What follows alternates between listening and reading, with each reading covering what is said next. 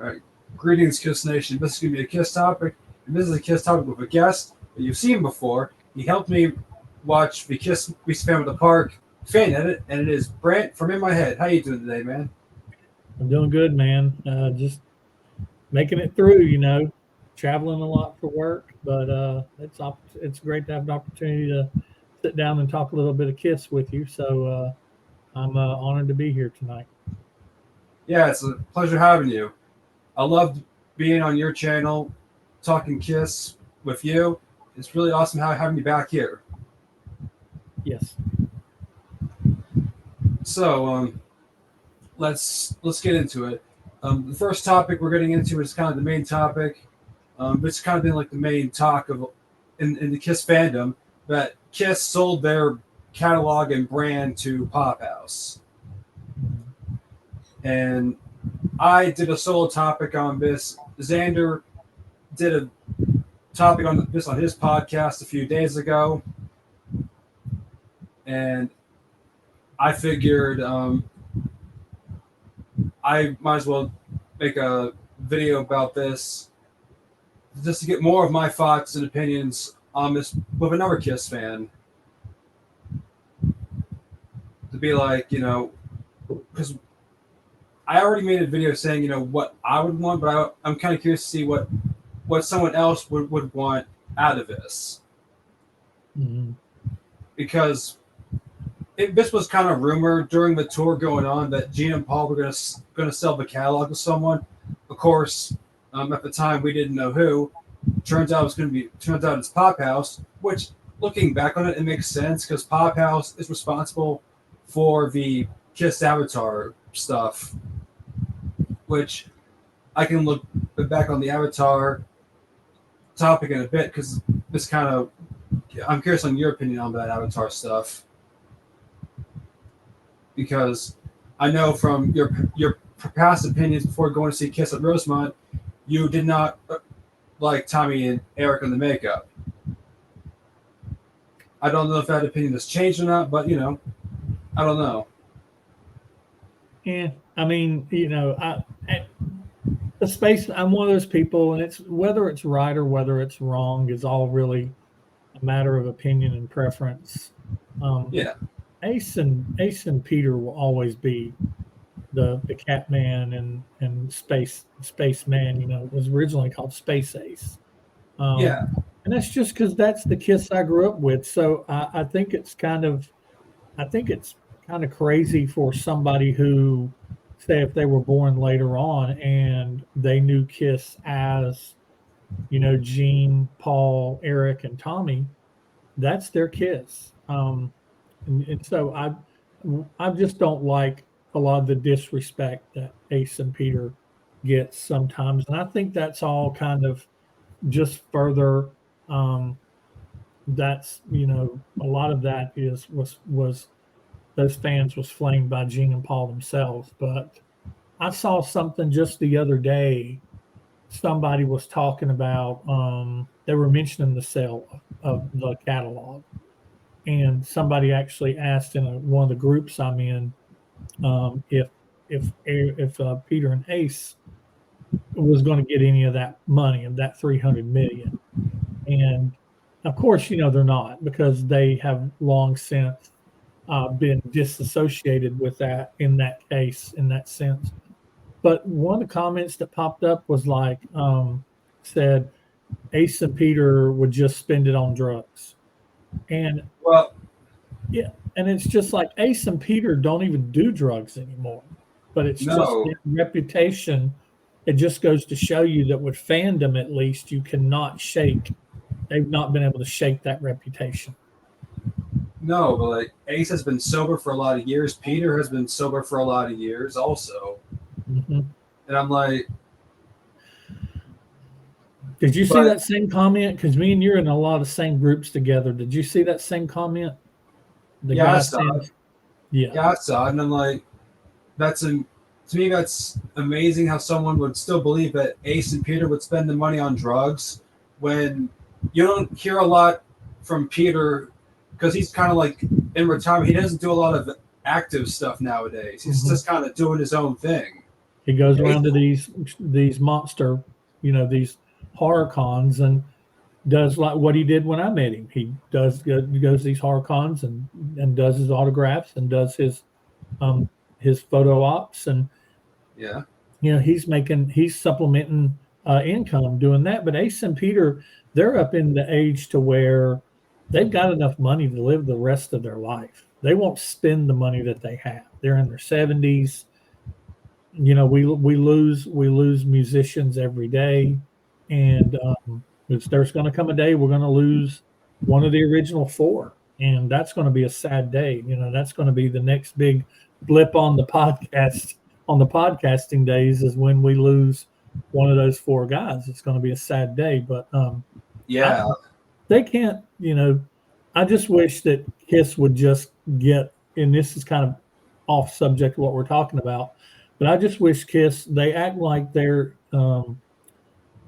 two people that used to be married that aren't married anymore, and they've been divorced for years, but they still don't have anything good to say about each other.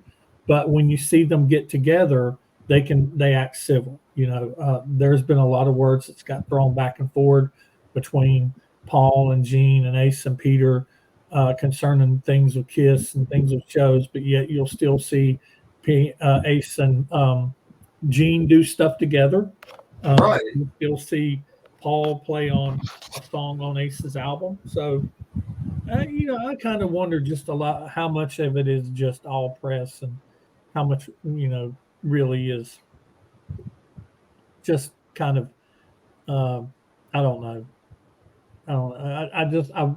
I kind of wonder sometimes just how much truth is there really to how much these guys really don't get along, because controversy, you know, sells records and does things like that. So who knows? Yeah, that's another good point to bring up because in 2017 and 18 when Gene and Ace were playing in Gene's solo band, it looked like that Gene and Ace were getting along on stage. It looked like Mm-hmm. that was a cool moment in history, if you will. Mm-hmm. And Paul and Ace were when Paul when Ace brought Paul on for Origins on One to do Fire and Water, that was another cool thing. Mm-hmm. Gene and Ace get together to write songs for Spaceman. Right. That was another cool thing. And then people were expecting Ace to come back for the End of the Road tour. Mm-hmm. Now, obviously, that didn't happen, but a lot of people were expecting that. Mm-hmm. Mostly for like the touring, like for shows on the tour, they were expecting it. Then, like when Paul was saying, stuff mostly in interviews, saying, that's never going to happen, never going to happen. It just kind of, stuck to their guns and just basically went on touring. And they were teasing that you might see a member in a select show. We're not going to say what show, but you just got to hope to catch the show. Yeah, I think that there might have been. I don't think that was just a bunch of BS on Gene and Paul's part. I will give them the benefit of the doubt on that and try to play devil's advocate. Is that they could have tried to plan some things and it just never worked out. But Right. I do feel like backing up a little bit to you're talking about the avatars and talking about the End of the Road and the final show. I went on, anybody who watches my channel who's seen me knows that I went to Rosemont and saw the fourth to last show. And it was my first show, and it was my first show since the farewell tour. So I'd been over 20 years since I'd seen them, and in the end, I'm glad that I went because I got to meet some real cool fellow podcasters, and also I got to see the band, a kid, and be a kid again, be a kid, be a teenager. And it's been a while for me. I just turned 55, so I'm older. I'm about 4 or 5 years older than Kiss themselves, but or the band themselves. But being a fan since the mid '70s, '77 or so, and becoming a fan around the Alive 2 era, and growing up during that time of alive through like Dynasty when it was Super Kiss, and we had the all the toys that everybody tries to collect now that was released during that time. So it to me it was like the most special. It's a time that I wish every Kiss fan could have grew up in because it was really magical and special. And I wish that the band would have in the last couple shows or in the last show that they would have embraced that they would have given some type of hats off, a tip of the hat to the band members who had previously been in the band. Anybody that had helped them along the way. There's so many things that Kiss could have done, especially with the pay per view. I had a lot of hopes for the pay per view. The pay per view itself just seemed kind of thrown together, and some of the choices of people that they had on there, I'm like, what? Why is Chris Angel here? Why not have Bruce there? Why not have Ace and Peter there for that? Why not have the members that are still alive, Vinnie Vincent? And yeah, they may want some money to be there for a little thing, and yeah, they may be difficult to work with, and you might have to finagle a little bit. But if you're really truly doing it for the fans, why not make that happen? But they didn't. It's Kiss is, and I'm known to criticize them a little harshly and everything. But but I do love the band, and I'm thankful that we've had them all the years that we did, and I'm thankful that there is some stuff possibly still going to happen with this acquisition. Who really knows what? But the thing that has always got me when it comes to Kiss is when it comes to their fans, they do um, they do minimum uh, action to achieve maximum profit. And Right. the pay per view itself, if you're not going to do it during the show, and the avatars, I think that was a bad time to kick that off. They had a QR code that you could watch, so you could watch the video and watch the video of the avatars, and then the avatars there. It's like, okay, we're done selling you this thing now. Now let's sell you this. It was immediate. It was almost like to me. It was almost like um, if you have a spouse that dies, already it's like bringing a girlfriend to your spouse's wake. You know what I'm saying? It's like Kiss was Yeah. going in the ground as we knew it, and they're like, "Oh, here's the new shiny bright thing," and I just thought it was in bad taste. I thought it was in real bad taste. There was more appropriate time to do something like that, and it kind of pissed me off about it. And kind of, I'm like, I don't give a shit if the avatars take off or if they don't. I think I was listening to Right Between the Eyes, and they were talking about like there's so much cooler stuff that they could do, and who knows if they will do it or not. But like licensing the characters so they can be played in Fortnite or in a video game or whatever, or you know, make the demon character one of the bad guys in Dead by Daylight. It's like where he can kill you in all kinds of different ways, and uh, but they won't do something cool like that. It'll be, I don't know what it's going to be. Yeah. Um, I don't I Well, don't know what they're going to do with it. But I just think the way that they handled it, the whole pay per view thing, and the last show, and disrespecting the people that had been in the band, which was kind of in a way disrespecting the fans, and then pushing the avatars right on you at the end of the thing, at the end right. of the last show.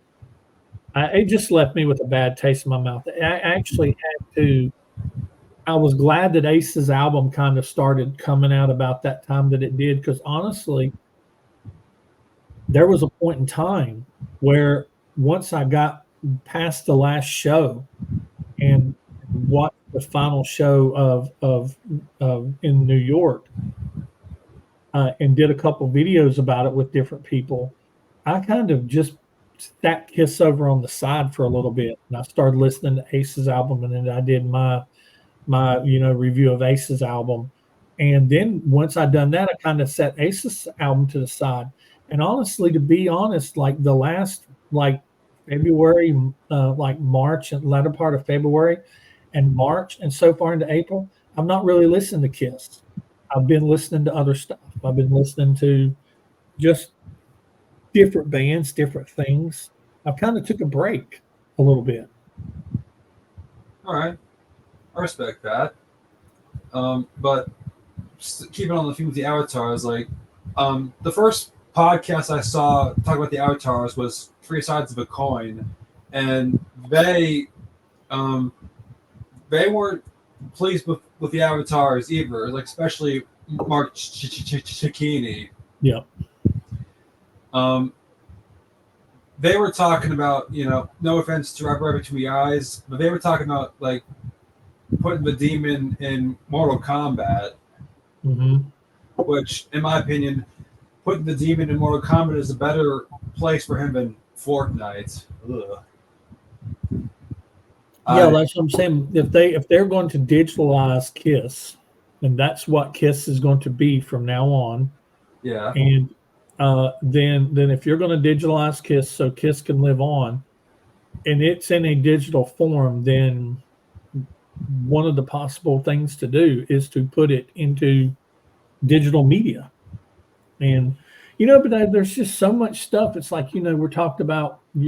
I don't want to get ahead of you, but you were talking about to sell for 300 million and things being put on hold, the box sets being put on hold, the off the soundboards being put on hold. What about the biopic?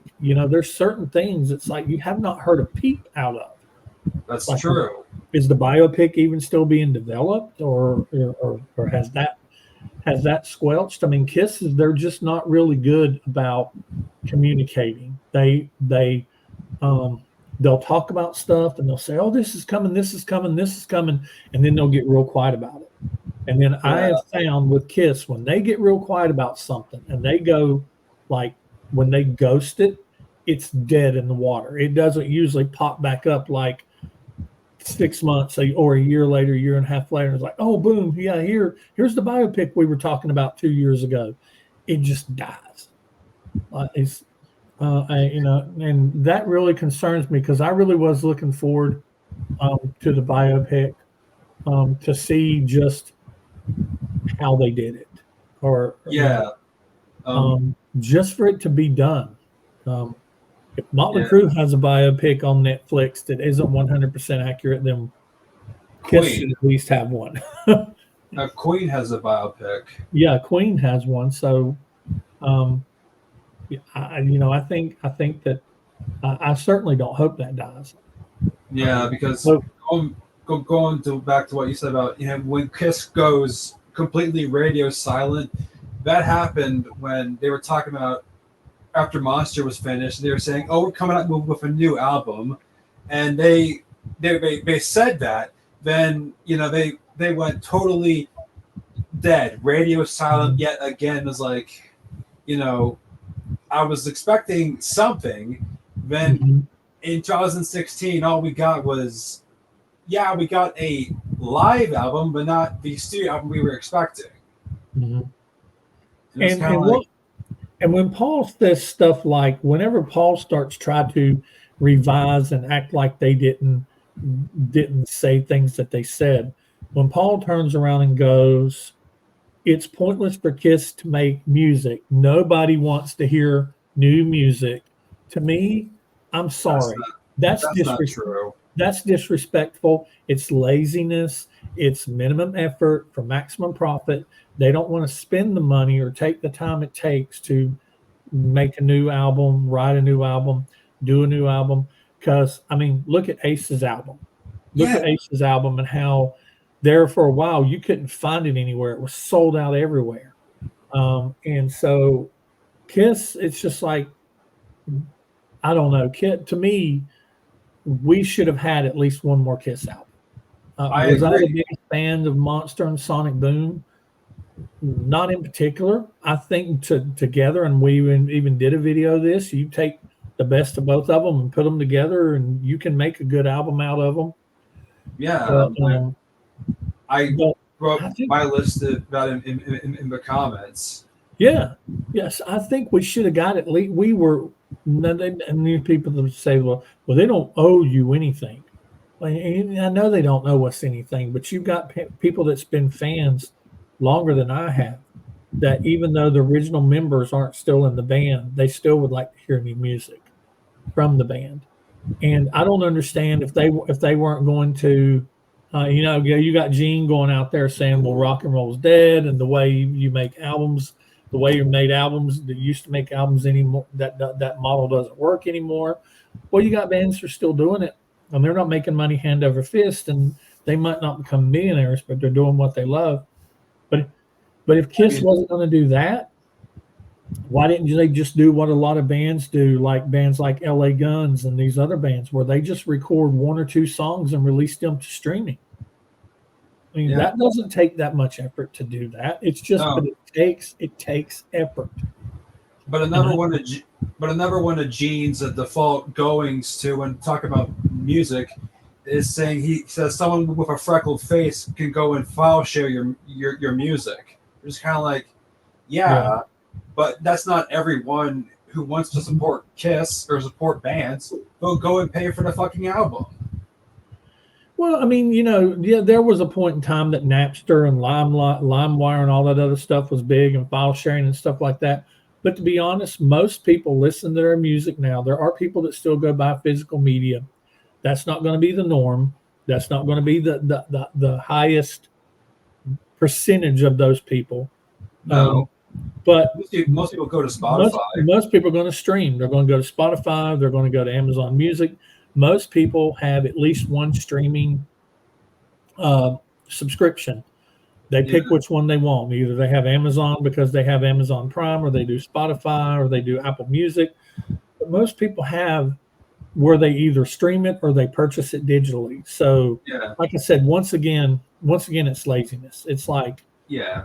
they only are going to do what they themselves, what Gene and Paul themselves have to do minimum effort to make maximum money. These albums, these box sets that they're putting out, and the off the soundboards they're putting out, Gene and Paul, if they're involved at all, if they're involved in the slightest, they're not involved at They all. they are involved.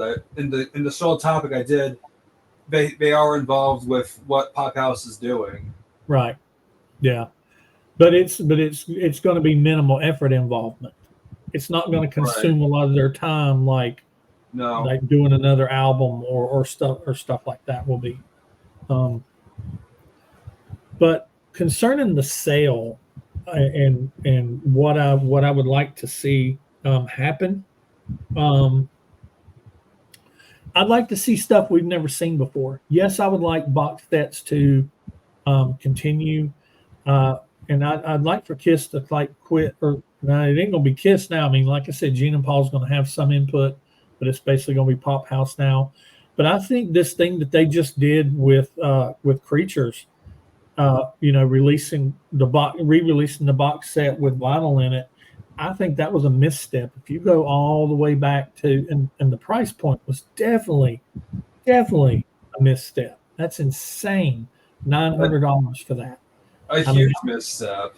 yeah, and so I was just like, if you go back and watch our videos, that whenever we were all reviewing this back in the day, we were all saying, why did you not have the option to choose if you want the CD version or if you want the vinyl version? It should have been released then. If it would have been released back then, it would have been a whole lot more well received than it is now. Now it's just like, I ain't rebuying that. I've got this. I've got everything in there except for the vinyl, and and Yeah. what and they're not even offering the vinyl separately. So it's just one of those things. It's just like it's a like my friend AJ Zetro says, it's a crap sandwich. They will mess up a crap sandwich. Okay. I mean, that further frustrates me because this is a band that I love and care about. If I didn't give a crap about them, I wouldn't care what they did or how much they charged for it or whatever. Yeah. But not to plug anything, but on this channel, but I did get this unofficial Creatures box set, which I made a video about yesterday, Uh huh. and I I said in the video that it's a more important box set because since Kiss re-released their Creatures box set, this has basically what fans want. It's the Rockford show and the Sioux City show in full Right.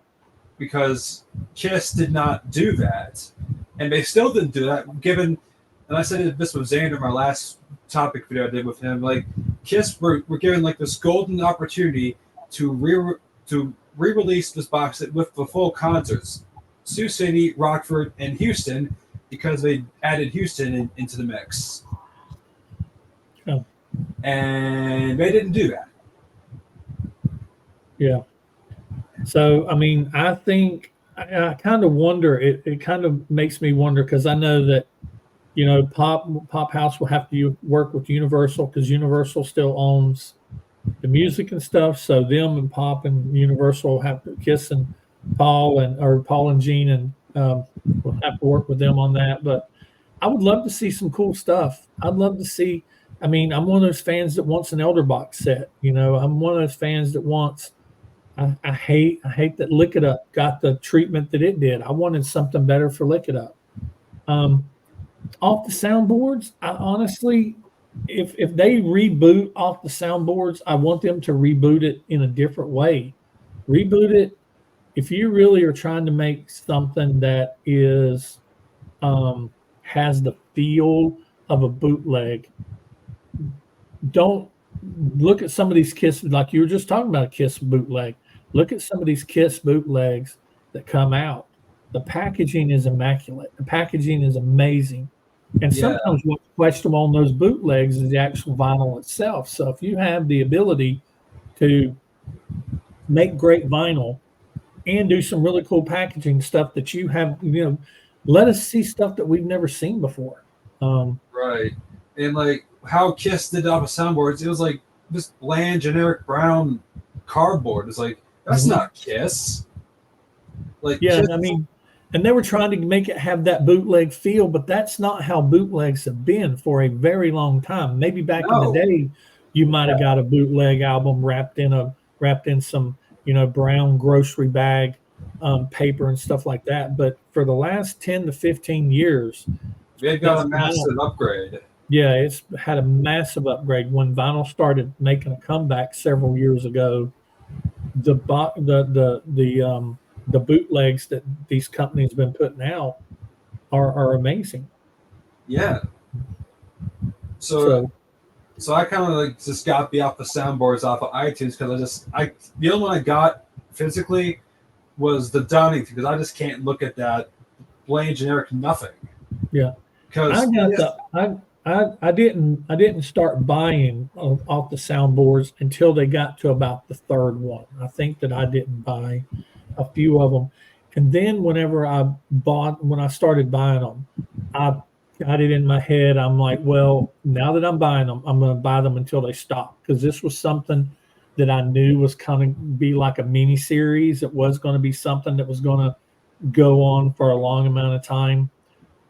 So I just kind of decided, well, I'm committed now to the point where I'll buy all of them, and they may be done. Uh, I heard that there was supposed to be one that was supposed to be equivalent of acoustic sets from Kiss Cruises. That one was in the works, but I don't know if that was really true. But I mean, who knows? Who knows? But I would just like to see. Um, I'd yeah, like to see the vinyl stuff continue, and I'd like to see a different price point. These prices for those of us who try to, I gave up on trying to collect everything. I gave up on it because if you were not with the numbers that they were pressing and the price points they were pressing them at, I couldn't keep up. And I have bills to pay, and I couldn't keep up, and so I had to start picking and choosing. And then I would hear if I didn't get something, I would hear somebody talk about the quality of it, and then I got to where I wasn't buying. I just quit. I quit buying. I can't remember. I think the last thing that I actually bought was either an off the soundboard or it might have been one of the box sets. I can't remember exactly. I'd have to go back and look because I know I always do a video. I'd have to go back and look. But I just kind of threw my hands up and I'm just like, well, I'm just out, just out of it. I think I got a live two. I know I got a live two. I know I got that bundle because I was going to get a live two now, but at the same time, I didn't get the picture disc because the picture disc sold out so fast, and now they're on eBay for ridiculous. Yeah, I think you got the vinyl that came with a shirt. Mm-hmm. Yep. So yeah, I'd like to see Kiss do. I'd like to see Pop House do cool stuff. Do cool stuff. You own the Kiss brand now. You own right. the copyright of the likeness and everything. Do some cool stuff. But what can they do? You know, I really Yeah, don't. What can they do that they've not done already? I mean, Kiss has done everything from condom, like Gene says, they've done everything from condoms to condoms to caskets. They'll get caskets. you coming and get you going. I mean, Yeah, they've done everything: wine, whiskey, uh, alcohol, action football team. figures. They've done everything. They've done Yeah, everything. yeah, So they, what else is there to do that's going to be worth, you know, uh, purchasing? yeah. I don't know. I mean, I was mostly staying focused on the music, not mostly on the merchandising half. Yeah. But on the music half, someone commented on that video and said, what they need to do is get some new guys in and get so they can make some new Kiss music. I mean, I don't really want new Kiss music. I don't think we're going to get new Kiss music, and I Yeah, don't. We're not going to get music that involves Gene and Paul. no, You get the diehard people. They say, well, we've not had Kiss music since 1979, because there's some people out there that are so old school and so true to the old school that Kiss died in 1979 when they fired Peter. That's when Kiss died. yeah, Everything after that was a version of Kiss. It was like Van Halen with Sammy Hagar as the lead singer. Um, yeah. I'm not but saying I'm not saying I don't want the music. I'm just saying what this commenter said. yeah, yeah, But I'm not sure if he's aware of Classic '78 being a thing, yeah. because that's what Classic '78 is. Like, it's new Kiss music, but without Gene and Paul's involvement. Oh yeah, Classic '78 sounds great, and they write music in the vein of Kiss, and I tell you what, man. I mean, if you there's a lot of Kiss tribute bands out there. You know, there's Kiss Army, there's Strutter.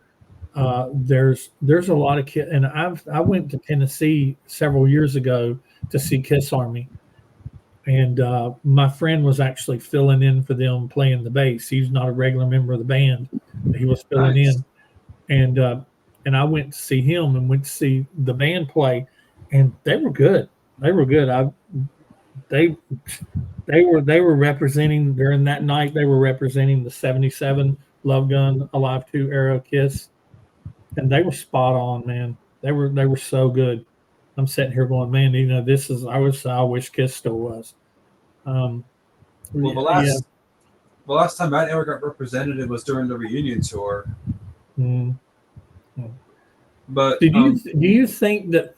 Let me ask you this: do you think that 300 million for whatever Kiss sold, and who really knows what all they sold? I mean, like I said, I know it's not the catalog, it's kind of they're kind of tied together at the waist because you yeah, can't sell the music without the likeness and stuff like that. So right. do you think 300 million does that seem low to you? I mean, there's people that win more than that in a lottery, and To this is a me, life's work. does that seem low? Yes. Uh, Not really, but then again, I don't know how much someone else would ask for the catalog and the brand and whatnot. Yeah. but apparently it wasn't low enough for Gene's money for Gene's bank account. Yeah. Well, I mean, like I said, it just I don't know. Whenever I found out that they had sold, and honestly, I it really surprised me that some people's like, oh, that makes sense, and I guess it makes sense now that they sold to the people that was doing the avatars. So it kind of makes you wonder if if that was if that was already in the works because they had the avatars way before the deal was announced. And some of that sometimes this stuff, those avatars took a hot minute to develop. Um, even in today's CGI, that's not something that you just do overnight. And of course, a lot of times you can announce a deal. I work in IT and in finance, and you can't announce the deal until everything is done and everything's signed and verified. Um, but it really surprised me, honestly, that they sold to a company that is the parent company of. I honestly thought they were going to sell to Disney.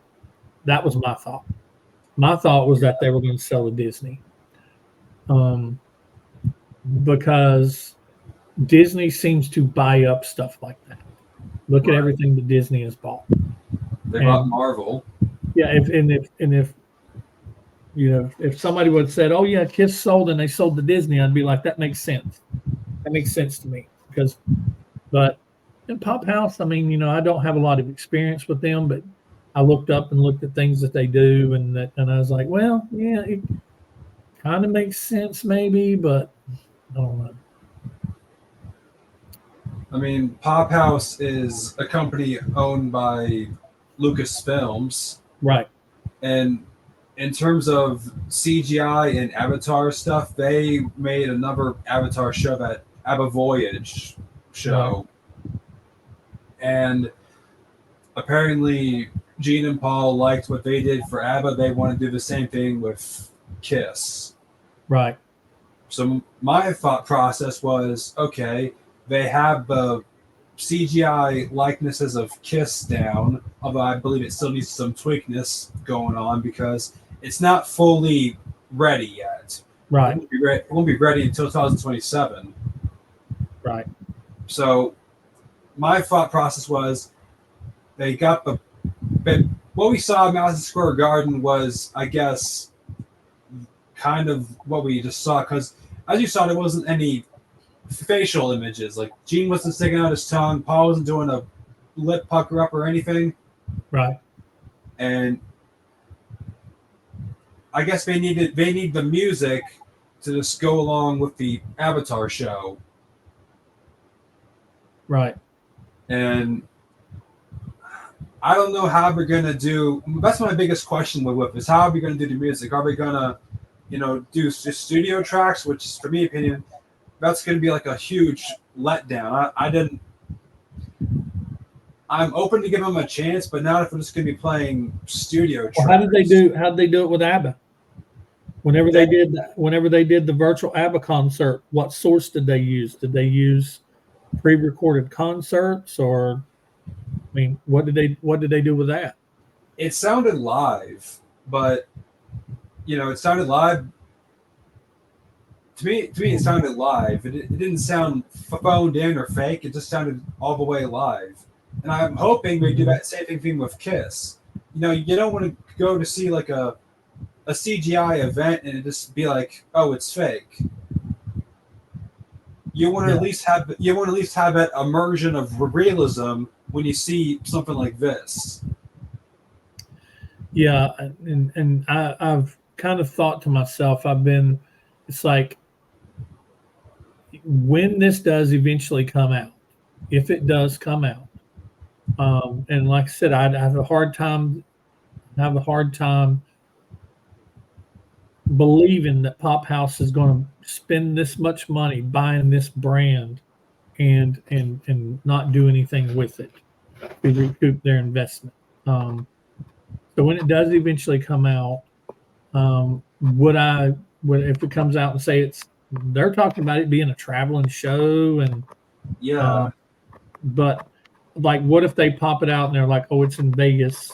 Would I? You have to go in North America to see it. North America, you'd have to go to Vegas to see it. Would I truly go see it? The only way I would go see it is if at first I wouldn't be a early person that would go see it. I would want to hear what other people have said. Me Um, too. but it would have to be like totally immersive. Like it would just have to be like when Gene breathes fire, he breathes fire in a way that he wasn't able to breathe it in person, and I can feel the heat from it, like I Yeah. could, you know, whenever he. And it really surprised me. I remember whenever Gene spit his fire, it really still surprised me that I could feel the heat from it and Yeah. where I was sitting, because it actually took me by surprise that I felt it. So uh, you're going to have, if these are virtual hologram, you're going to have to give me something that I've never experienced before for me to Yeah. fork over how much money it's going to cost to go see it. Yeah. Because like you experienced Kiss in the '70s, Yeah. which is Mhm. like I've gotten a lot of comments from people who did experience Kiss in the '70s, but I never really spoken to someone like that. So, what was Kiss in the '70s like? I mean, well, the first show that I went and saw was the Dynasty tour. And I was a kid. I was probably maybe 10, 11 years old, but I remember it. I remember the smoke rolling down the ramps and Kiss coming up behind the stage. I remember all of that. I remember that big white stage with the big star lighting, the big lighting assembly above it, and it just being different. It was different because that's the only way you knew them. You didn't know them without makeup. You didn't have all the social media that we have now. The only time you really got to see them was in a magazine, or if you caught them on some type of special on the TV, which you didn't have a VCR, so you couldn't you couldn't record it. So you just had to look in your TV guide and look for something to be on repeat. If it would tell you, hey, this is coming back on, and it's a repeat or whatever.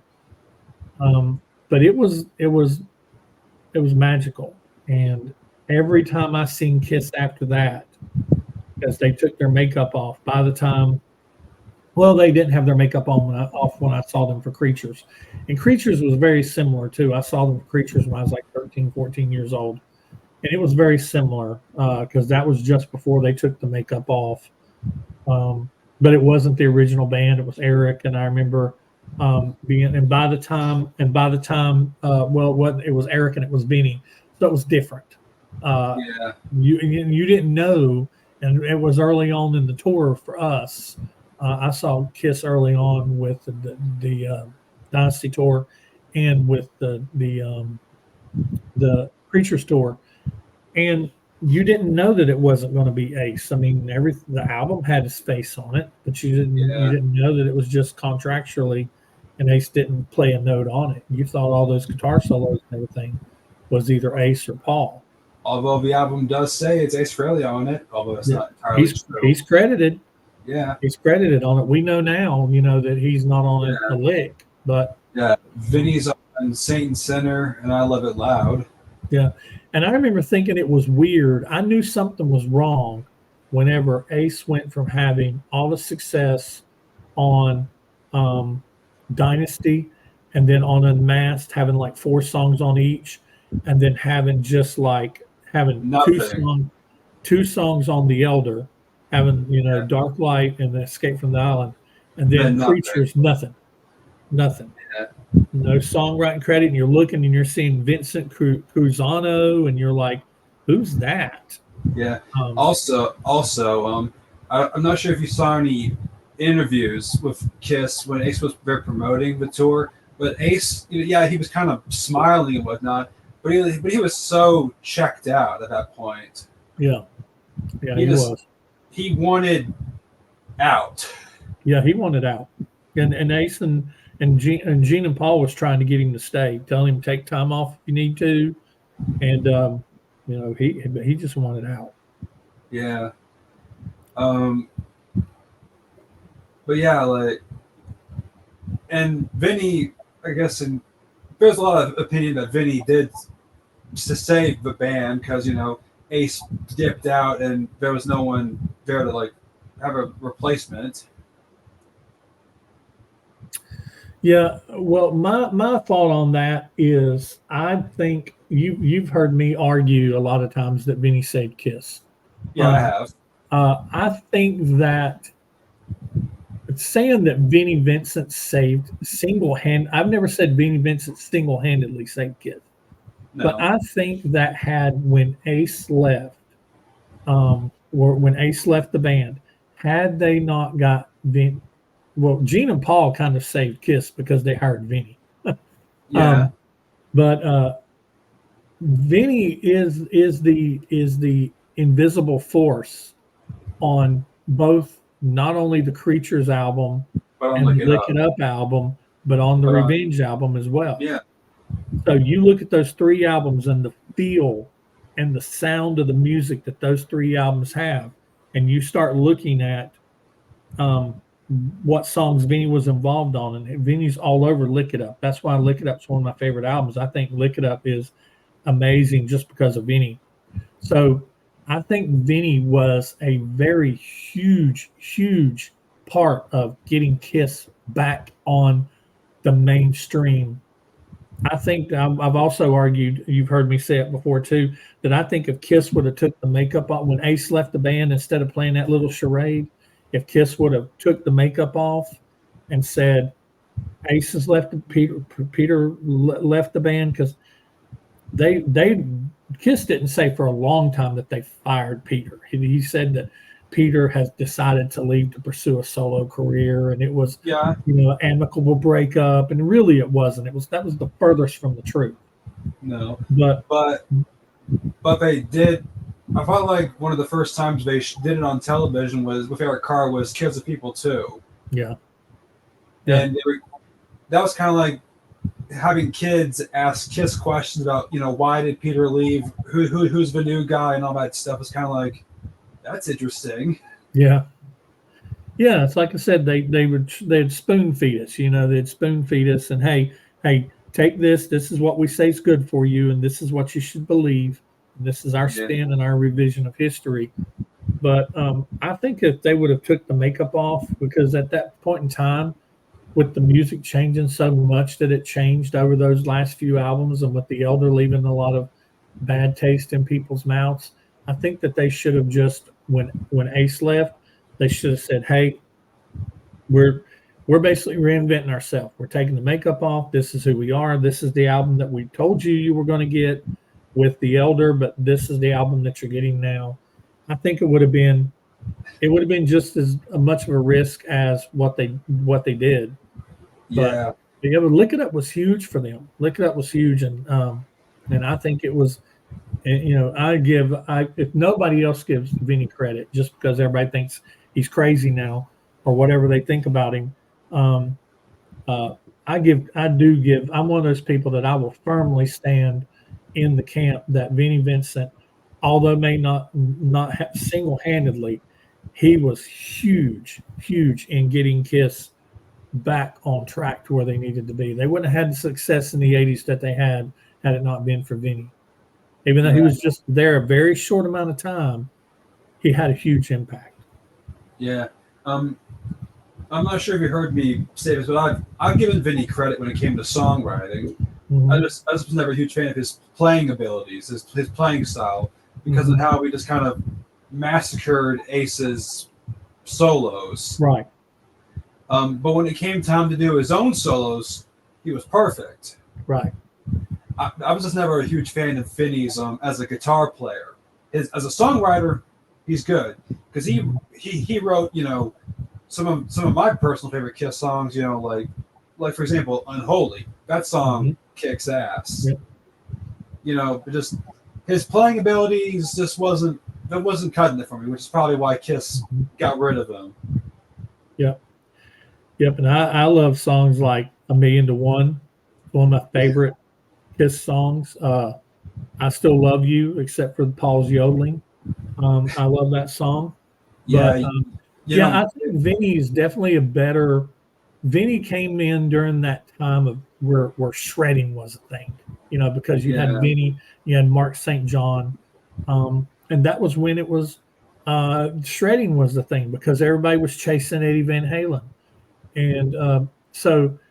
But yeah, I do think that Vinny's solos that he wrote fit him great and fit the Kiss songs great. But yeah, he could not, and would not emulate Ace's solos the way that say Bruce did.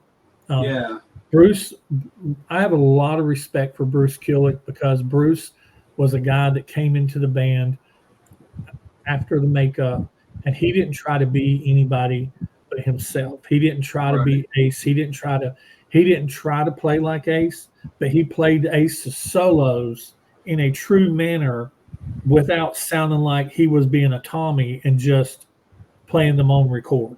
Like he's just right, playing back a recording. He played with his those songs with his own interpretation of them, but they were still close enough to where he wasn't butchering them. But now right. Bruce as a songwriter, Bruce as a lead guitarist, he's amazing. He still is. You go on his Instagram channel, and when you watch these videos where he's playing you solos and stuff that he used to play, dude, 30 years later, he can still play it note for note like he did. It's like he's got some kind of photographic memory when it comes to how to play these songs. I think I think Bruce is amazing. I can't say enough about him. Yeah, and he's really passionate about his era in Kiss, Mhm. which is why He is. when he was on the cruises, he always stuck with his era of Mhm. Kiss. Like the '80s, like from Asylum up to Carnival of Souls. Right. Um, Yeah, the era that don't get a whole lot of love, unfortunately.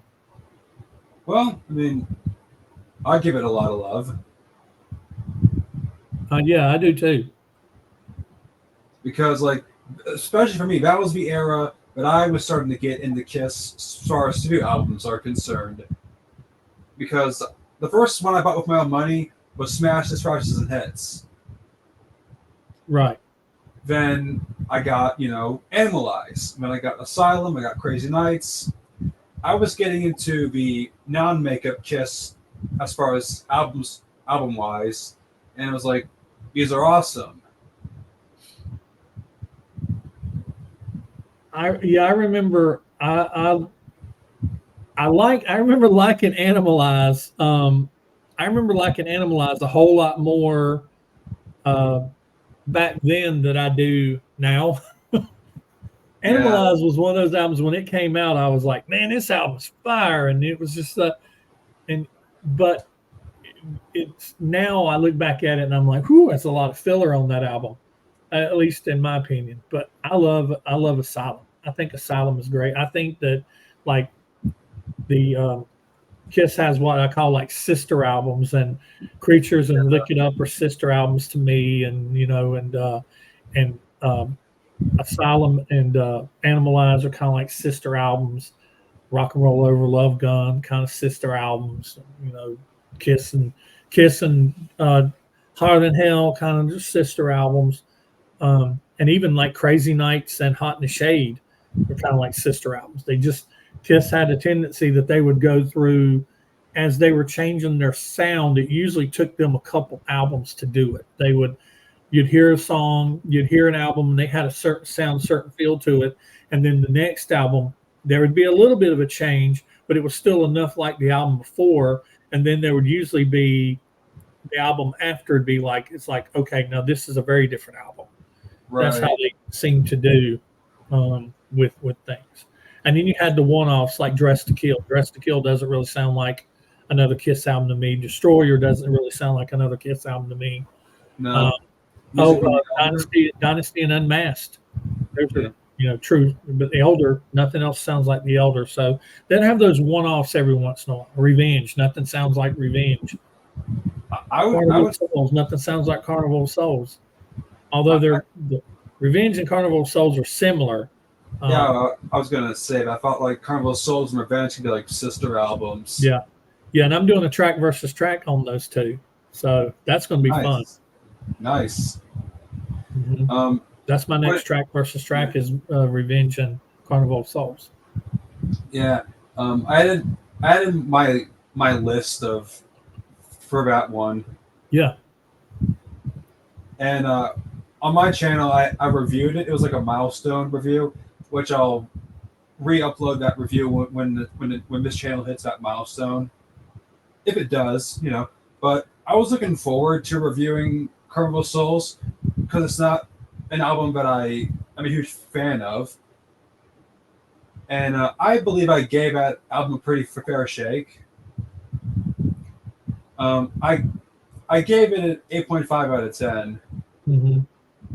And there are some songs of Carnival of Souls that I actually do like. Master and Slave is my favorite song off of Carnival of Souls. Yeah. And A lot of Kiss fans, they just, I wish that Kiss fans would give Carnival of Souls the same love that they give some of the albums that Kiss blindsided us with. Um, like for example, Dynasty, although it's got a lot more legs on it and a lot older, Dynasty was one of those albums that blindsided people. You come out of Kiss Alive 2 and the songs that's on side 4 of Kiss Alive 2, and then and then you take that album immediately off and put on Dynasty.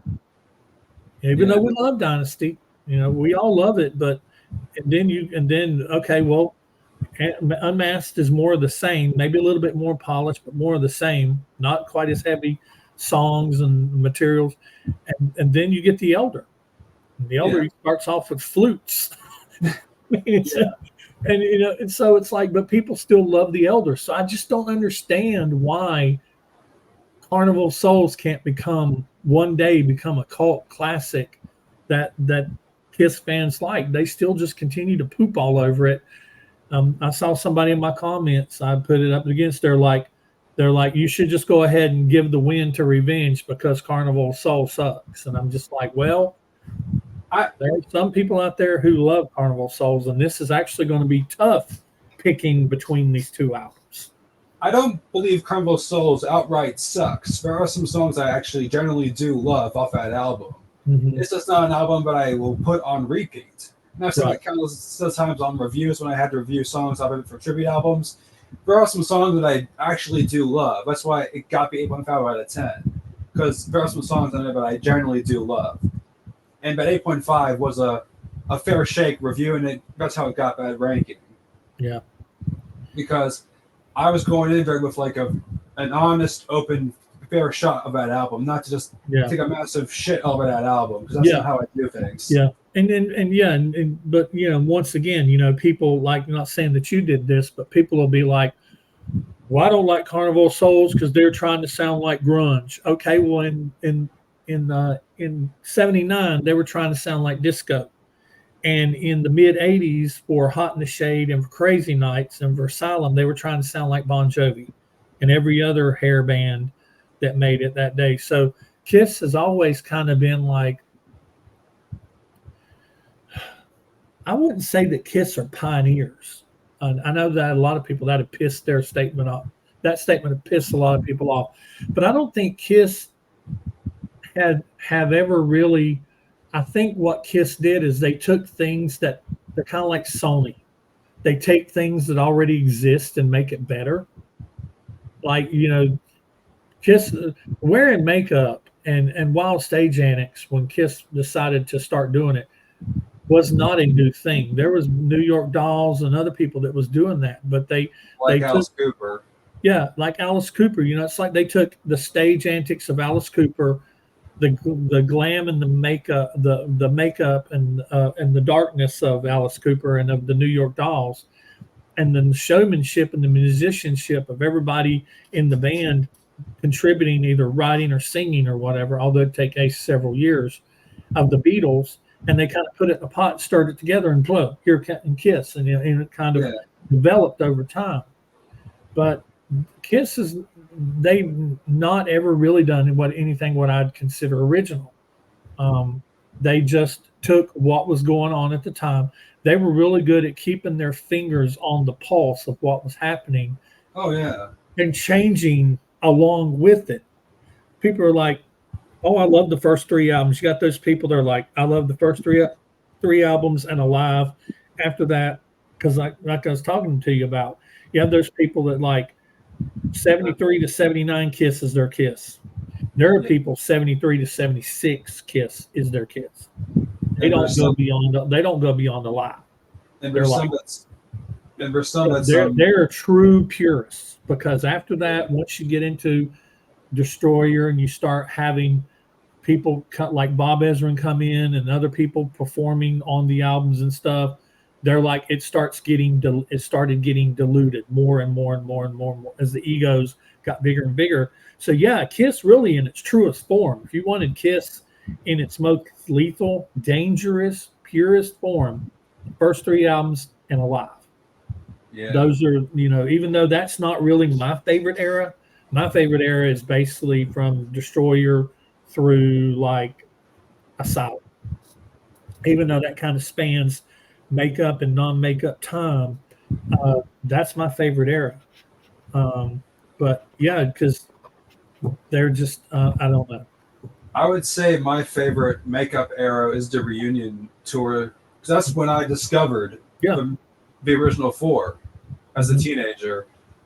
Um, my first my first album of theirs is Alive too. I've mentioned this countless times. My first two albums were Alive 2 and Alive 3, and I listened to those regularly. My Mhm. my favorite era from the '70s would be Alive 2. So like Mhm. the '77 Love Gun tour to the Destroyer tour, Mhm. Yeah. and all I would do would be like and of course I'm not going to forget this like the Unmasked tour because Eric Carr, that was the first live I saw on footage. Because there's like that's the era I saw first for the first time. Yeah. Yeah, and I think that's the era that we all have a tendency to gravitate towards is the era that we came in. You have uh, people that are a little bit like unique sometimes, like Rick. Rick came in during the smashes and thrashes and hits era, and he loves all eras, but he really kind of he harkens back and waxes back to what it would have been like to been a Kiss fan, say that was my age or maybe a couple years older than me. But yeah, but Yeah, a lot of times people have a tendency their Kiss is kind of where they came in at. yeah. Well, for me, my kiss, well, technically my kiss was in 2008 during the Live 35 tour. Although I had no clue there actually was still a Kiss because I was Mhm. basing it off on the Kissology DVDs, and I had no clue Kiss was still going after I just saw the last Kiss. I thought that was it. They're done, Mhm. finished. That's it. Until I saw this clip on YouTube, like a very, very low res clip on YouTube of them playing in Melbourne doing Dr. Love, and it's like my mouth literally was like they're still touring. I was like, holy shit, this is awesome. So like an 11-year-old, that was like that's awesome Right. that they still exist. And like I said, 11-year-old Kiss is still brand new to me. I thought it was still Ace and Peter. And I was like, because like I saw the outfit, saw the makeup. I was like, okay, it's cool. It's still Face. So my dad told me like, sorry, dude, that's not Ace and Peter. I was like, okay. Yeah. Then who is it then? Dad didn't know. Yeah. So I had to like, And there's a lot of young people, the younger Kiss fans, if they're not educated by their parents, if their parents wasn't older Kiss fans, they don't know who Ace and Peter are. They don't know who Bruce is or who Vinny is or who Mark St. John was or even Eric Carr was. yeah, They only know what was the most recent incarnation of the band. yeah. So what I did was I did some research and I found out that Eric Singer was in Kiss in like the non-makeup years, and I found out that Thayer was in Kiss. Like his first gig was the Melbourne Orchestra gig. Right. So I was like, okay, so this lineup has been a thing for like a few years now. So Kiss has been going on before 2008. Right. And for me, getting into Kiss, and at that point in time, 2008 and 9, there was, I felt like that was a great time to get into Kiss because there was no streaming service like Spotify or Apple Music. The only way for me to like quote unquote stream music was to listen to samples of songs off of Walmart.com or Amazon Music. Yeah. The good old days, he said Yeah, good sarcastically. old days. Yeah. I remember those days. Yeah. So yeah, so until I ever had like enough money on my own to like buy the CD myself or like wait for Christmas or my birthday, which is always what I've been told. It was like that answer got old real fast. But actually, my first actual Kiss CD I actually got at launch day was Sonic Boom, which like that's when I feel like I was actually a part of the Kiss Army. Was actually going to get a new Kiss CD. Mm-hmm. So I was like, this is what it feels like to be for like to get a new Kiss CD. It's like Walmart did it right. Yeah, it was pretty awesome. I was actually working at Walmart part-time during that time that album came out. And I remember seeing they in the electronics section, they had this whole row where they had stuff, and they had the CDs and all the some of the memorabilia and stuff that they were selling at the time. But the thing that I remember buying it on CD. I didn't buy it on, and I got the CD that had the weird thing on it, lenticular or whatever, but and the folded out and had the multiple CDs in it. But I remember, and I didn't buy vinyl because who bought vinyl anymore? It's before vinyl had made a comeback. Yeah. But I remember on the very bottom of the shelves, they didn't have the vinyl racks like they do now. But on the very bottom of the shelves, where it just kind of has that foot on the very bottom of the shelf, they had albums, and this stack of albums would be like a foot thick, and they had them for probably it was a whole length of a rack, about 5 to 6 feet, and they had like stack of album. And I remember looking at them going, okay, this is cool. Oh, this is kind of cool. This one's purple. This one's red. This one's green. This one's blue.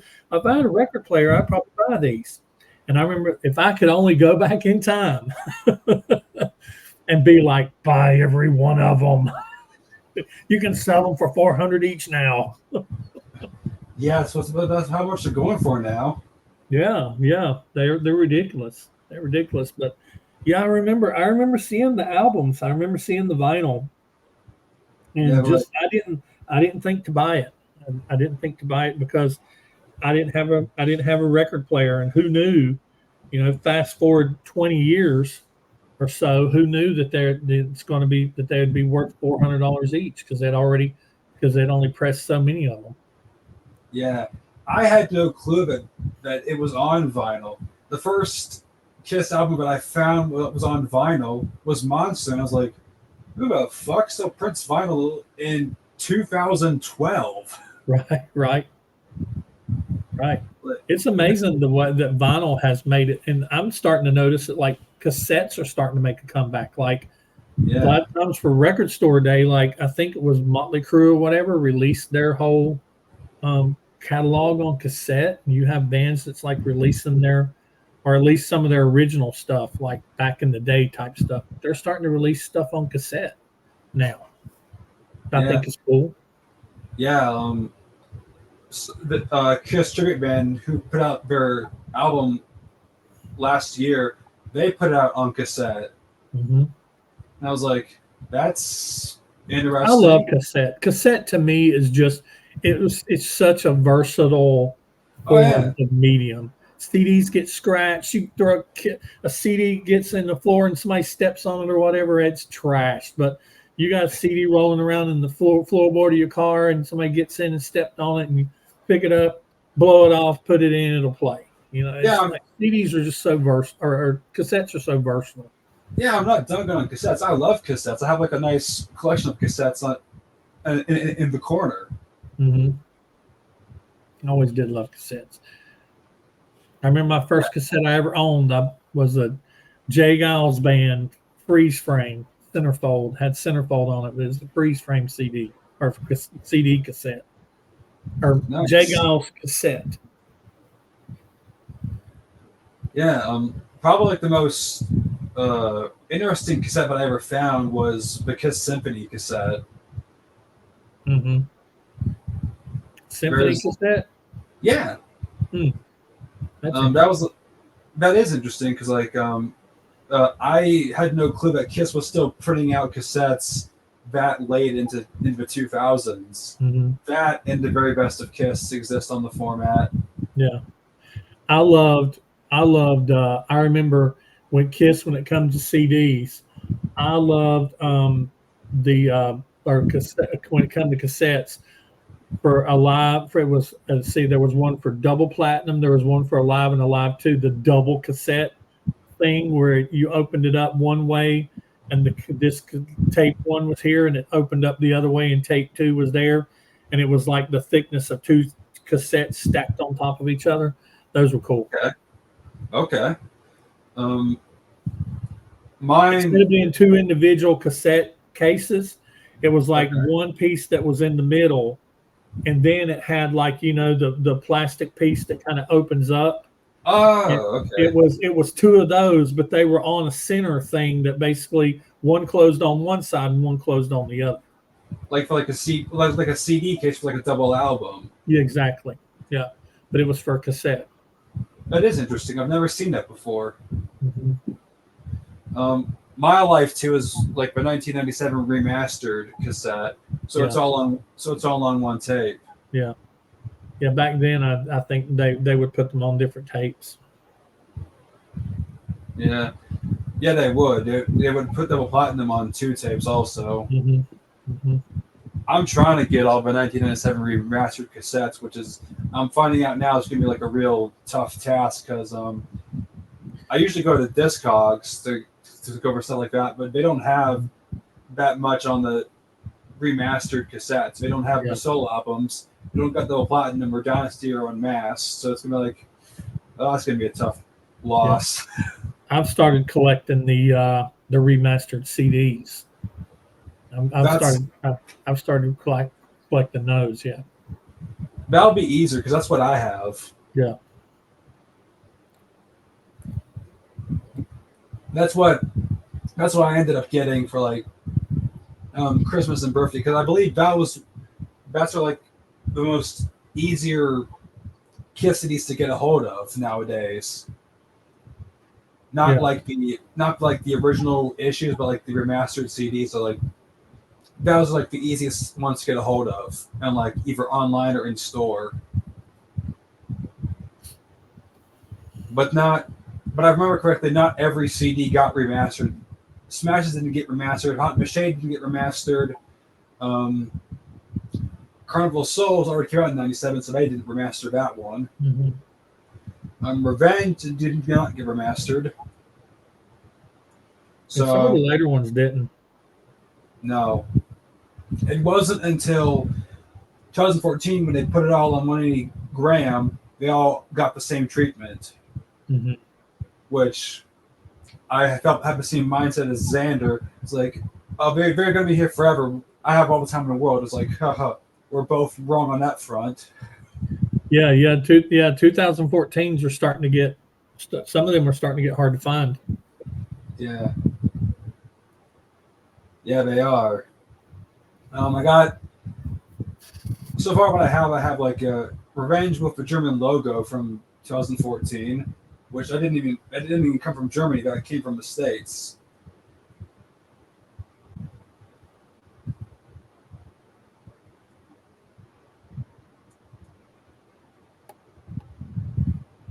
Oh yeah. Oh, you didn't get it because I thought you froze on me for a second.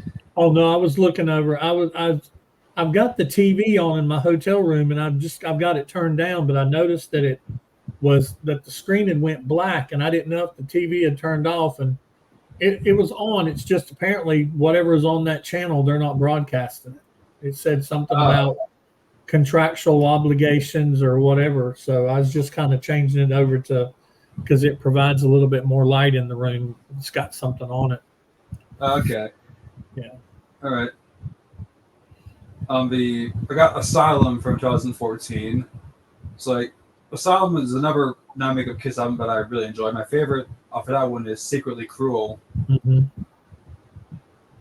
But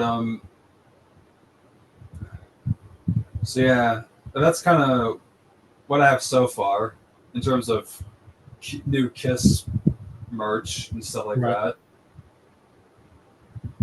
I think the most recent new thing that I've bought, it's not been Kiss. I got Ace's album, the Splatter, and then I wanted the Walmart lenticular exclusive. Couldn't find it. Kept had people looking at WalMarts for me.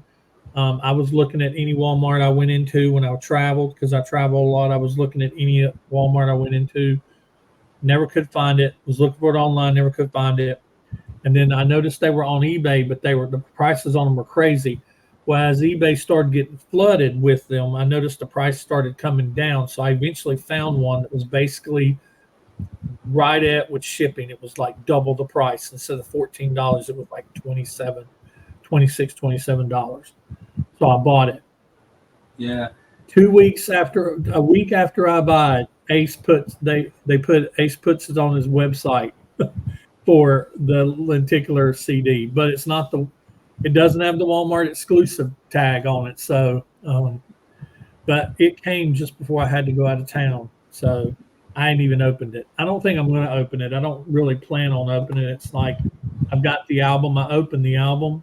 Um, I stream mostly when I'm in my car because I don't have a CD player in my car. So I usually stream and, I got the vinyl and plan on listening to it when I get home. But uh, yeah, so Kiss related, I can't remember.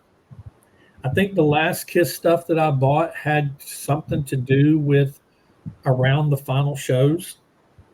yeah, Um, but I can't honestly, I can't remember what it was that I bought because I know that I would have made a video about it, but I can't remember what it was that I bought. I have to look at my videos to see because I usually make a video for it, but I just, I can't remember. yeah. And right after your Rosemont show, I saw them in Baltimore,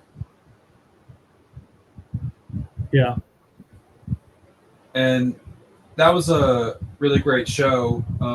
I got to see their final sound check. yeah. The sound check was really good. I loved the sound check. Yeah, To me, that was almost worth the whole trip. Seeing yeah, seeing the guys, and seeing Emily, and seeing that sound check.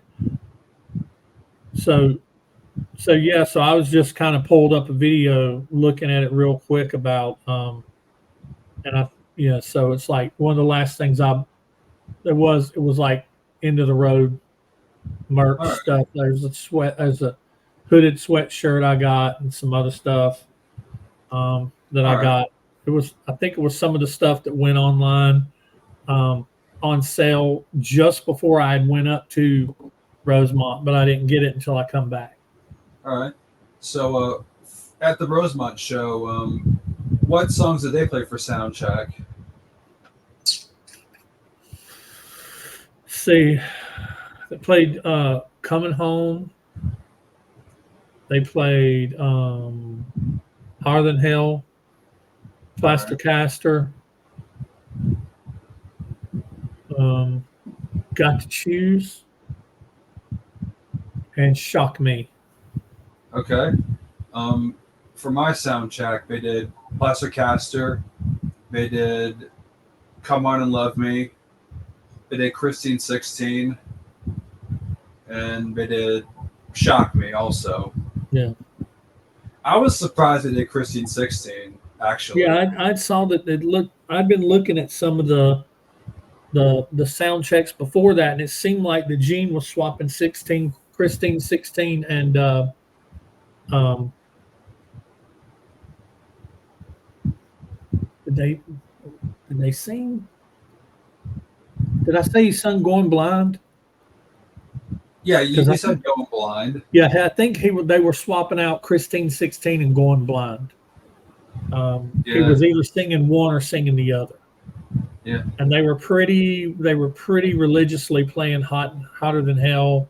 yeah. They did Uh, Hard in Hell for my and sound check yeah, also. they played "Got to Choose" because Paul kept messing up they were funny because they were messing up the beginning of "Hotter Than Hell" on purpose, and they messed up kind of the beginning of "Got to Choose" on purpose. And I don't know if he was doing it on purpose. I don't know if he's doing it on purpose or not, but there's a couple of songs that Paul led that they kind of messed up. Yeah, I mean, it's rare when Kiss does mess up, but the only times that they've messed up when and they rode with it was the convention tour. Hmm. It's like, you know, that and the Kiss Cruise, which is kind of like a more Yeah. bigger stage convention tour concert, Hmm. which I don't know if they're going to keep the cruises going or not. But the cruises were kind of a fun place just to hear those obscure songs, kind of like the Yeah. convention tour was. Except you weren't except at the cruise you weren't shouting what you wanted to hear. They had a it was more structured. Yeah. That's one thing I'd like to see is now that we're past COVID, I'd like to see some of the KISS conventions start back up. Like, Yeah, there's Xander was telling me about the one in Indianapolis, and I was telling him that if they decide to do that this year, I'm going to come up to it, that I've never been to it. And if they decide to do that this year, I'm going to come up to it. I've been to Indianapolis before, but never for a Kiss Cruise. Not a KISS cruise, a KISS convention. Ah, bleh. Yeah. I word malfunctioned. Yeah. Sorry. That's okay. Yeah, I've been to Indianapolis, but never for a Kiss convention. That's better. Right. But yeah,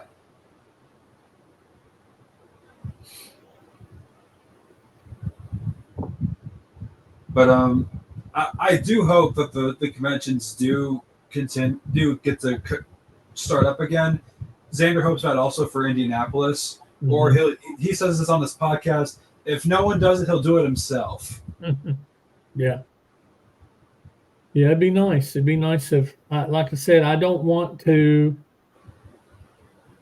I don't. I'm not ready for Kiss. I'm not ready for Kiss to die. I'm not ready for them to sell it off and this company just be the company that they themselves don't do anything. I mean, to me, the worst thing could happen would be, um, Universal still releases music the way they're doing it, and Yeah, it doesn't really change.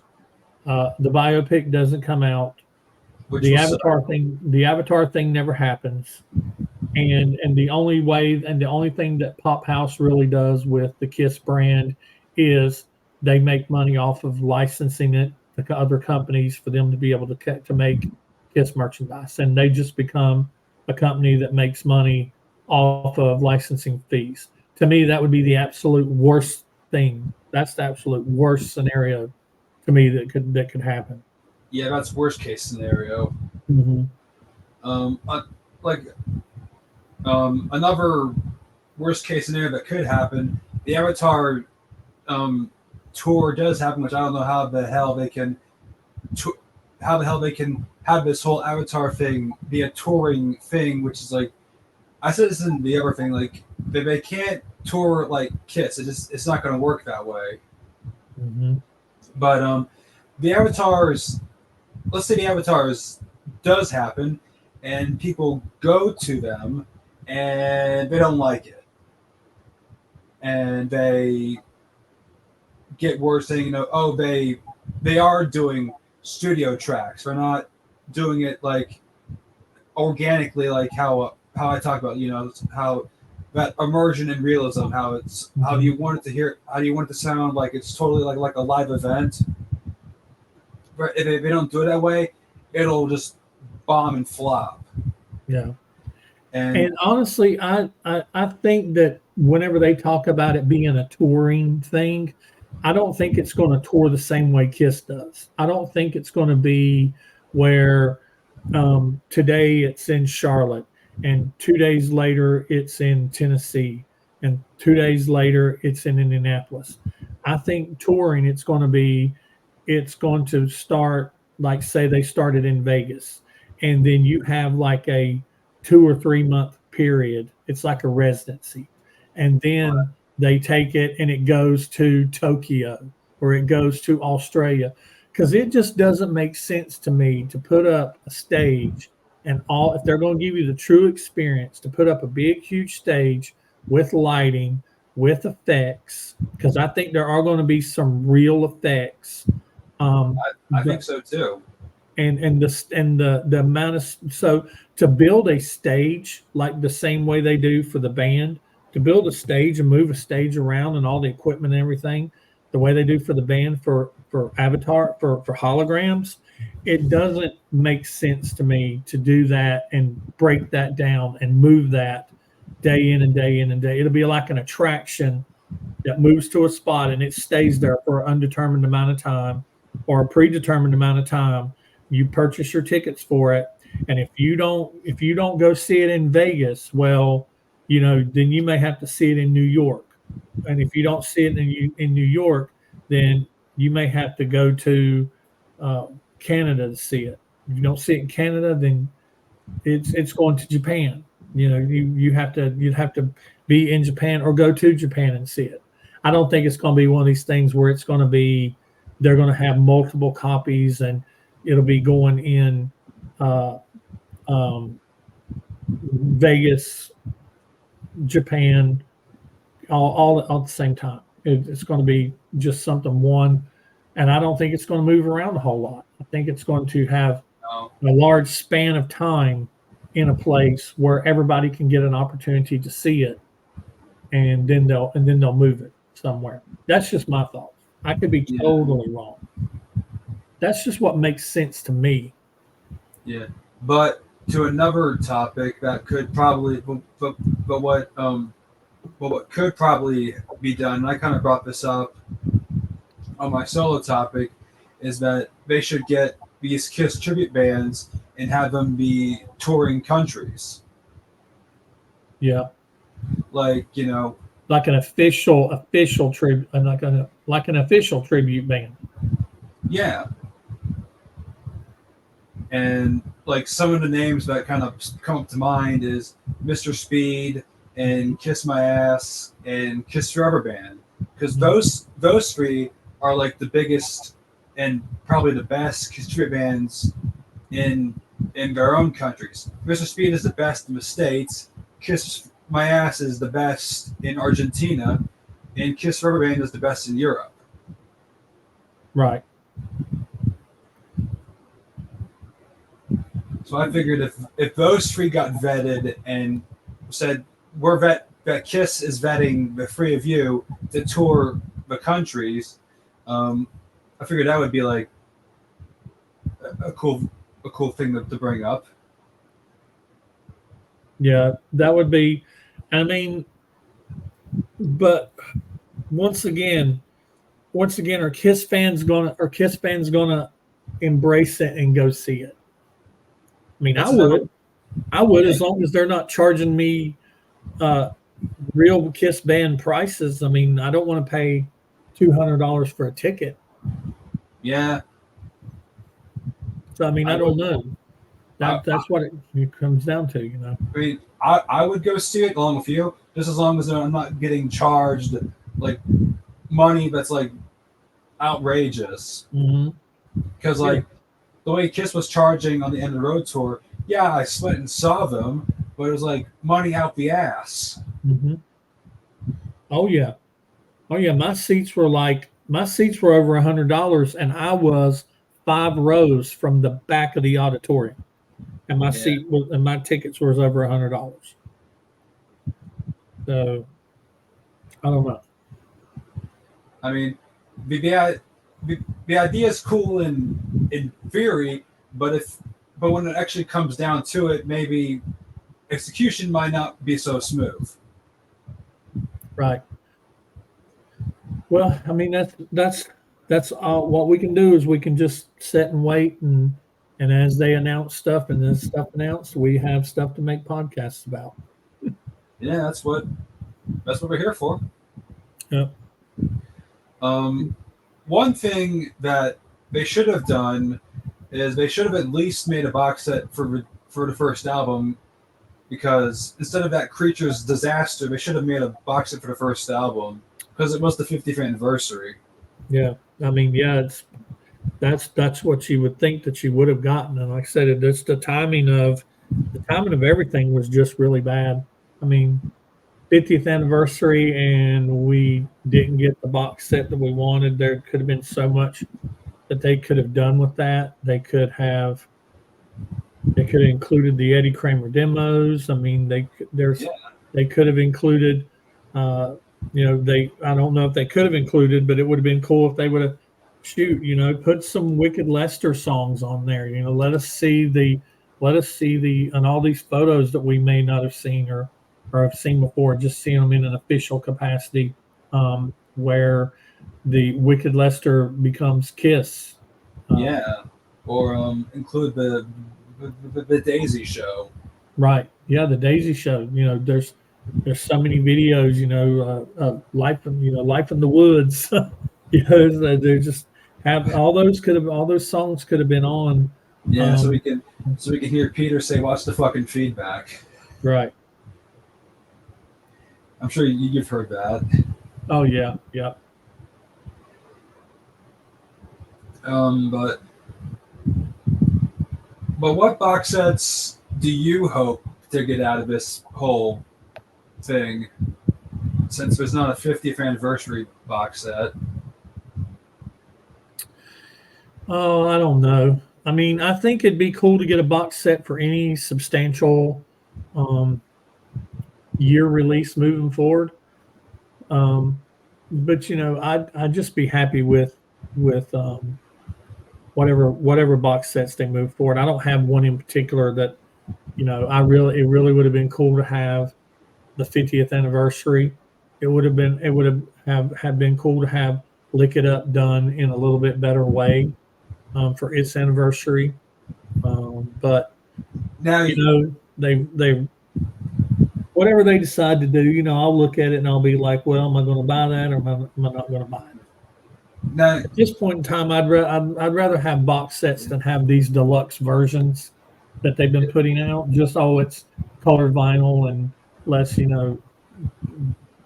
let's just do colored vinyl to it. I mean, I wish they'd do something a little more effort. yeah. So now you're saying Look It Up got like a bad treatment on its anniversary. What exactly happened to Look It Up? Because I actually don't know what Look It Up got for its anniversary. Look It Up basically just got like a picture disc, and it didn't get it didn't get a true box set like we were hoping to get with like Creatures. It had like a picture disc and some colored vinyl and some merch along with it and stuff like that, but it was nowhere near like when I say a box set, I think about what they did with Destroyer and I think about what they did with Creatures. Those were really good. Like I said, the only thing I think they misstepped on both of them is they should have had where you could purchase either the cassette or either the CD or the vinyl version.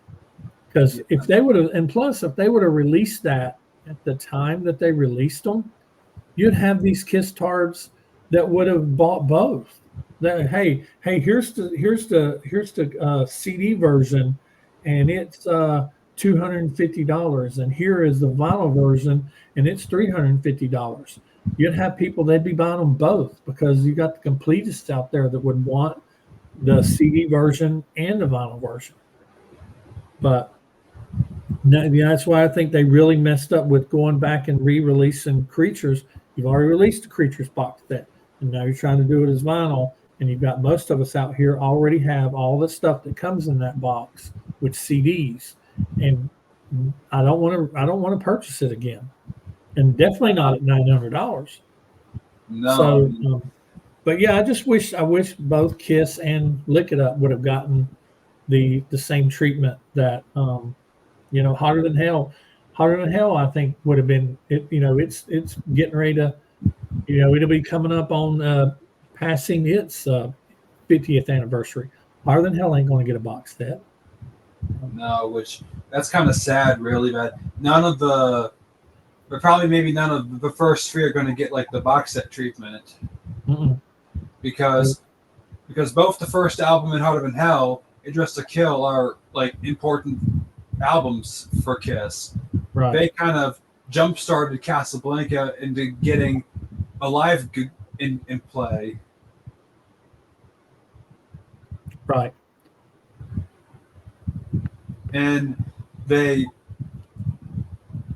and Alive also saved Kiss's career and Casablanca. And I hate that. I hate that a live album has not got a good box set yet. Yeah, Give us a live album of give us a box set of Alive. Give us a box set of Alive too, not just a deluxe with picture discs and all that other stuff. Give us stuff that but we may say give us these things and we don't even know if they have it. Like, let us hear Alive before you cleaned it up. oh Let yeah, us hear Alive too before you let us have the Lost Alive. The Lost Alive exists. yeah, Let us have the Lost Alive too. Record the recordings from Budokan and all these other recordings that have Take Me and Hooligan and all this other stuff and yeah, the undoctored uh, stuff and all of the stuff that goes around with it, especially during Alive too. They'd have so much extracurricular stuff to go along with it. It really surprised me how much stuff they had to go along with Destroyer. And I'm sitting here going, okay, if you had this to go along with Destroyer, why not have this to go along with Alive? How cool would it be to get a box set of Alive and open it up and they've got reproductions of the letters that was written inside of Alive too? How cool would that, or inside of Alive? How cool would that be? It'd be cool to have some stuff like that. that'd be extremely cool Yeah, because I've never really seen those letters. Even though the only way I have Alive on CD is for that Kiss Alive box set where it has all right, the live albums, right. and those letters are like basically like they're iconic piece of history. Right. And in the album you just got the pictures of it. The pictures of the four of them sitting there. It'd be cool if you open this thing up and you have these things where they basically have reproduced them, pretty faithfully down to the tour edges or whatever and stuff like that. I think that'd be really cool. Yeah, um, and there's like some stuff that they could make for an Alive box set that didn't make the cut to the actual Alive album. Like Let Me Know didn't make the cut. Right, exactly. There's stuff that they did. You read the history about these albums, and you hear that they recorded, Alive at at this place, this place, and this place, and they recorded Alive too at this place and this place and this place. And like, okay, well, give us a box set where we have access to those recordings. Let us hear those. Yeah, Those are what we want to hear. That's you like want me to do you want me to plop down $300-400 for a box set? Give me that stuff. yeah.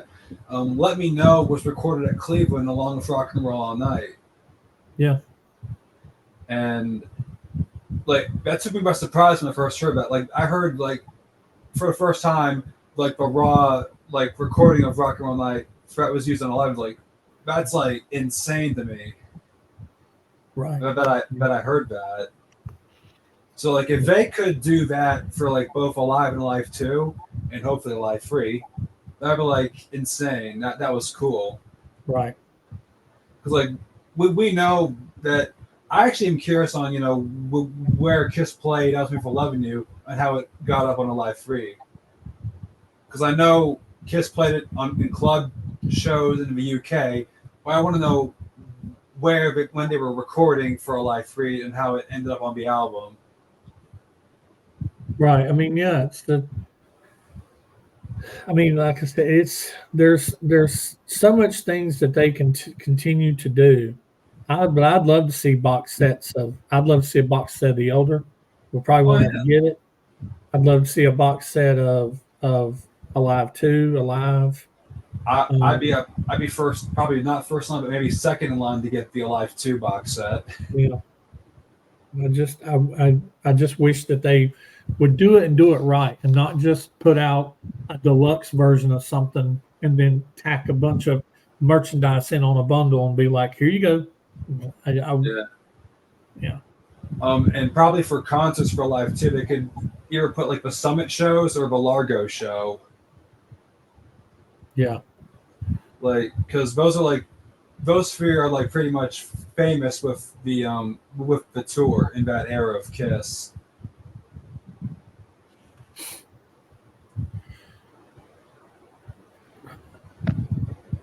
So yeah, I figured like for an Alive 2 set, it would either be the Summit shows both nights or Largo. hmm yeah, yeah. Like have the have the original recording there that they doctored up and everything, but then have these other albums. This is Largo. This is Summit. This is the LA Forum. These are Yeah, Budokan. All these different where you listen to them, and they may be like, well, it's not entire. It's not entire.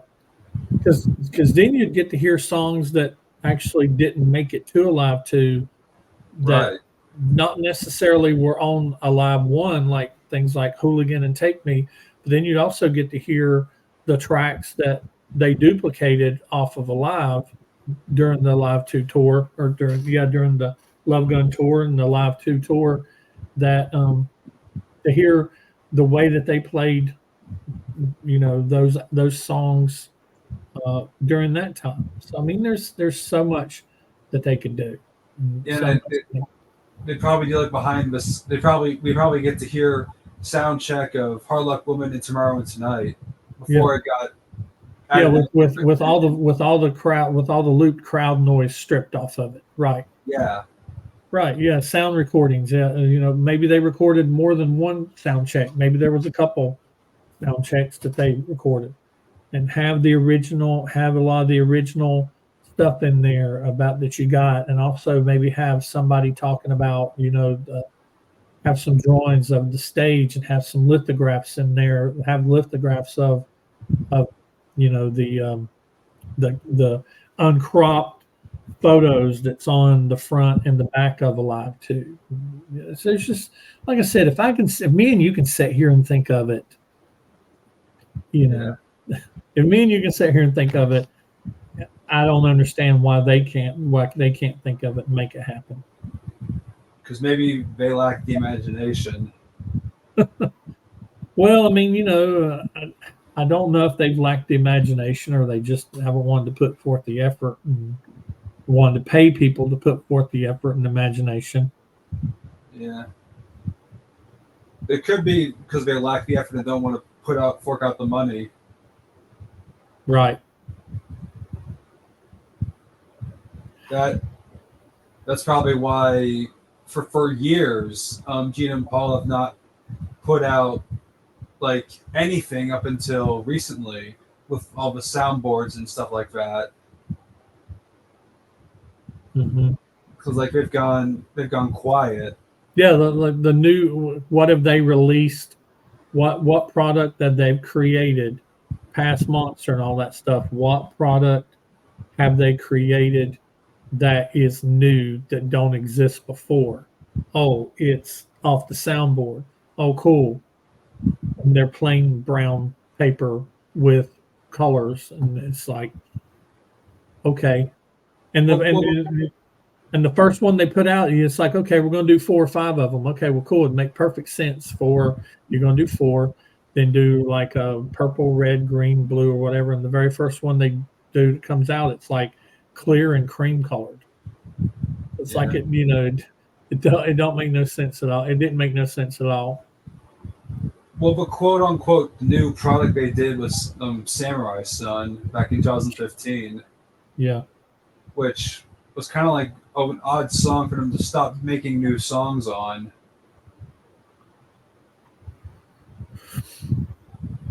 Like you would have figured they would kind of like you would have figured that that would not be the last song we would have heard from them, but somehow that ended up being the last. Yeah, and something about not without mascot or get your hands off mascot or whatever. I think I've heard that song. I've heard Samurai song maybe once or twice where I reviewed it, and I think I've heard Ascot once, and I don't even think I actually officially made a review video for it because I really don't have anything good to say about it. I've never heard of the mascot song. It's a Scooby. It's the song that they did for one of the Scooby Doo episodes. It's like not without my ascot or your hands off my ascot or something, whatever. Like I said, Oh, I'm not a Kiss fan enough to really officially know about it because I don't really care to know about it. did they do it for Scooby Doo and Kiss Rock and Roll Mystery? I think so. Oh, how did I let that one slip past me? Well, maybe it's for the if it's a trash song, then it's a whatever. Yeah, I just wish they would have.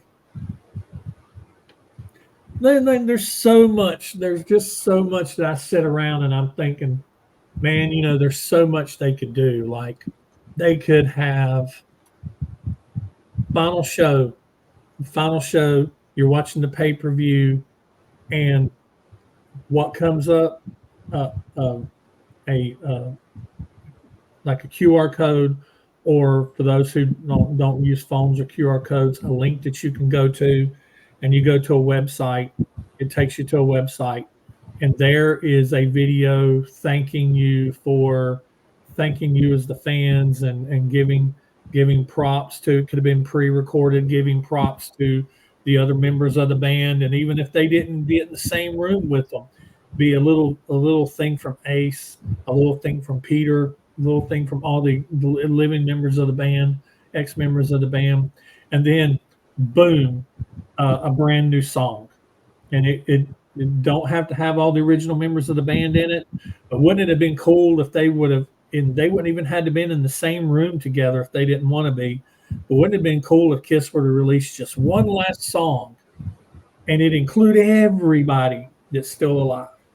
That that'd be cool. That'd be like the best send off ever to include every living member of Kiss. Like, And they hey, could have done it, but it would have took a little bit of money and it would have took a little bit of effort. yeah, But there's that that's the two things they don't care to spend. And I hate sounding like the jaded Kiss fan. well, there's the N word that would make Gene's bank account cry. Well, he just got 300 million, so I mean, Yeah, yeah, but still, it would probably make it cry. Well, man, I'm going to have to get off here soon. We've spent a couple hours, or about an hour and 10 minutes or so, or an hour and 50 minutes talking. And it's been Yeah. good catching up with you. You want to cover anything else before I need to get off here? No, I think we've pretty much covered everything. That's how it is when you get around people and you start Kiss fans and you start talking Kiss. The time just goes good. It just flies by. Yeah, this has been fun catching up with you, Brant. Yeah, it's been fun catching up with you too. I enjoyed it. So Yeah, I'm anyway, going to get you back in. I'm going to get you back in one of my videos. Get you back in a track versus track. I'm trying to get people that's been in videos in the past. So I'll have to try to hook up with you on a schedule to get you in a video with me and some other people. I'd enjoy that. Okay. All right. Well, we'll talk about it in the future. All right, well, cool. Anyways, hope you guys enjoyed this Kiss topic. This is probably like one of the longest Kiss topics I've ever done, and well, this has been kind of fun anyway. So, Brant, thanks for being on here. You're welcome. Thank Anyways, no problem, man. Anyways, hope you guys enjoyed this Kiss topic. It's Ben. I'll see you next time. Later.